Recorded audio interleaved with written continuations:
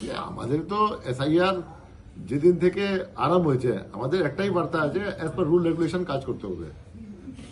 কারো কোনো পাওয়ার যে আছে ইনফিনিট নেই, কারো কারো যে পাওয়ার আছে লাগাম ঝাড়া নেই। প্রত্যেক জায়গায় যেটা আছে রুল রেগুলেশন আছে, নোটিফিকেশন আছে, ল আছে, সব ফলোই করতে কাজ করতে হবে। ইয়ারও দের বি সুপ্রিম কোর্ট অর্ডার আছে।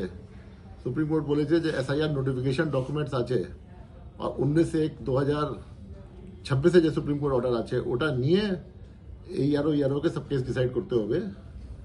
তো ইয়ারো যে আছে যখন কাজ করছেন একদম নিউট্রালি কাজ করতে হবে, বেস্ট অন ডকুমেন্টস কাজ করতে হবে, ওদেরকে জানতে হবে।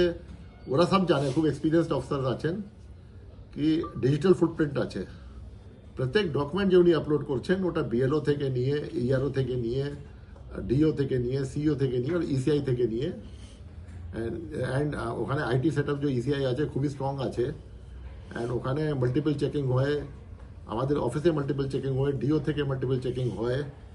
অনেক জিনিস যে আছে রেড ফ্ল্যাগ হয় সফটওয়্যার থেকে, যখন ইনকনসিস্টেন্সি থাকে, যেখানে ডকুমেন্ট ঘাটতি থাকে, আর তারপরে ওটা ম্যানুয়াল চেকিংও হয়।